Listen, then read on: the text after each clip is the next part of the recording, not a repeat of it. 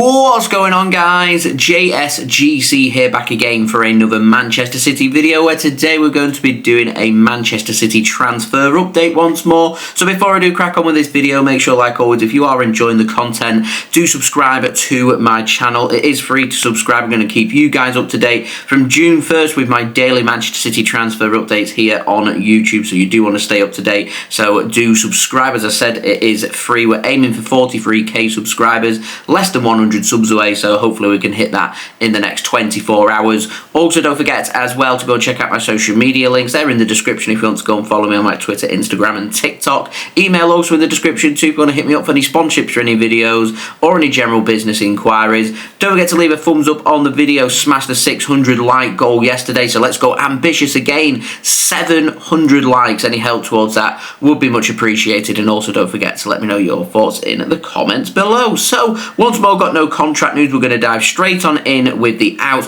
We've got the latest on Jacob Wright, who's officially left Manchester City and signed for Norwich City. Fabrizio Romano says that the deal is worth £2.3 million. There was a clause in his loan deal that if during the season he started 9 games with Norwich City, then that deal became permanent for that figure. And as that has happened, that is the case here. And Jacob Wright is now a Norwich City player. So I want to wish him the very best of luck for the future, and also the very best of luck at Norwich City as well. Now moving on, we've got the latest on Maximo Perrone, and Fabrizio Romano has said it is official that Como will be keeping hold of Maximo Perrone for at least another season, as they've announced that that's going to be on a loan deal. We're now just waiting to see what's happening in terms of this being a permanent transfer, because Fabrizio Romano has said that Como are working on a €30 million package. We're looking at £25.28 million in today's currency exchange rate, which Manchester City will accept if that does get submitted. City are wanting €30 million for this transfer to be sorted. Como originally did go to City and said they were willing to pay €12 million. Man City won't accept that and said they want €30 million.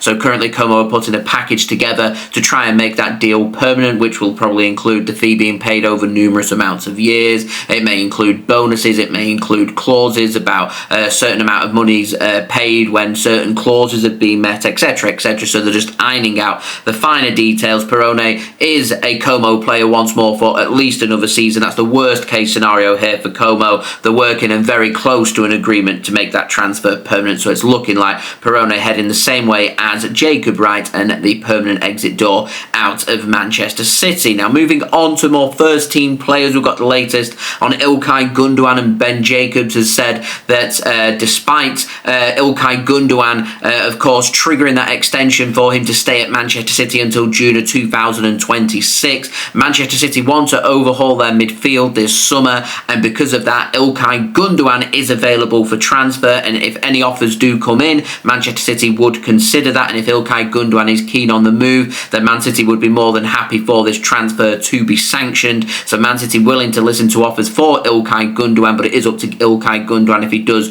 want to leave this summer or not. Man City have got very good relations with Ilkay Gundogan. Both parties are happy for Gundogan to stay for another year and see out his contract if that's what it's to come to. But if there is another offer, we know that there's interest coming in from Turkey, and we know that Ilkay Gundogan would be interested in a move to Turkey. So if something like that does materialise, City aren't going to stop Ilkay Gundogan from doing that and are happy to listen to offers. So we will see. It keeps getting mentioned, and I'm going to mention it once more. I think there's a gentleman's agreement in place here between City and Ilkay Gundogan that if an offer does come in and Gundogan wants it, then Gundogan will be leaving this summer. If not, then he'll stay. Anyway, moving on, City also need to sort out the future of Jack Grealish, and the Athletic have said that Jack Grealish is considering his future at Manchester City and could leave. Let's not forget that we've got the World Cup coming up next summer. Jack Grealish will want to be part of the World Cup squad with England. He's been left out numerous times. It's affected him, and I think, to be honest, if I'm looking at Jack Grealish, I can't see him forcing his way on a regular basis into the first team squad at Manchester City, so it's probably for the best that Jack Grealish would leave Manchester City and pursue a move elsewhere where he's going to get regular first-team football ahead of a World Cup year coming up.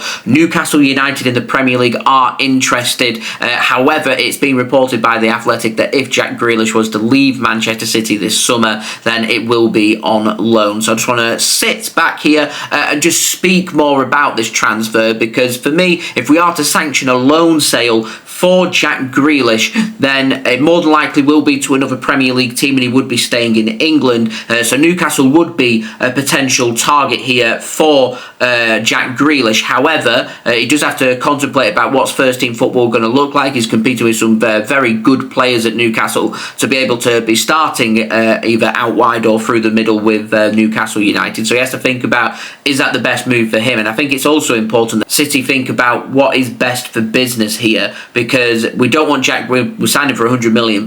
We won't want him to leave for a cheap fee. And if we're talking about a loan deal, this can spiral out of control, and all of a sudden you can end up with a player being stuck where they're not wanted at the club, and nobody's interested in signing them because of high wages and a high fee. So it's important for City, if they do explore this loan route, that this is done properly. And by properly, I mean that there's several clauses included on a loan deal, which would include Jack Grealish, for me, not playing against Manchester City in any competitions. I'm not aware that if he's on loan to a Premier League team, that he would be allowed to play against Manchester City. But when it comes to European competitions, there is the potential that Newcastle and City could both be competing in the same European competition, and there are some clauses where you have a player out on loan at the other club that they can still feature against us. So it'd be important that City iron that out and make sure that that isn't the case. If we're both in the Champions League, we don't want Jack Grealish playing against us, assisting and scoring goals and making things happen. Absolutely not. If they want that to happen, sign him on a permanent basis. And speaking of a permanent basis, I think it's important that at the end of the loan deal, there is a permanent transfer. So making sure that there's an obligation to buy for a good fee included, and making sure that we've also included a good sell-on fee as well. With that being said and done, I think then, and only then, would I be happy to sanction a loan deal for Jack Grealish. Let me know your thoughts of that, though, guys, in the comments. I'm really interested. It's quite a peculiar and unusual situation with that transfer. Moving on to the ins, a quick Jeremie Frimpong update, as I know a couple of you guys have been asking about what the latest on that is. He looks set for a move to Liverpool. They're in discussions, Liverpool are, with Bayer Leverkusen to try and activate his release clause, which is set at €35 million. Fabrizio Romano has said that Liverpool are advancing. Manchester City's name not currently out there at the moment. I think I'm confident in saying, when it comes to fullbacks, I'm confident to scratch Jeremie Frimpong off the Manchester City list for this summer, even if he is homegrown to the club. Anyway, speaking of fullbacks, moves us nicely onto an update on Wesley and Pablo Rua over in Brazil. I hope I said his name correctly. He's a journalist, and he said that Wesley is a project that Manchester City really like, and also Wesley likes the Manchester City project, and he's happy to give the project of Manchester City that green light. So Man City, because of that, moving on to their project of Wesley, and talks have intensified over the last couple of days, with Man City now preparing an offer for the Brazilian 21-year-old right back from Flamengo in Brazil. City preparing a €35 million offer, which is £29.47 million. Flamengo are holding out for €40 million, so we're looking at £33.68 million.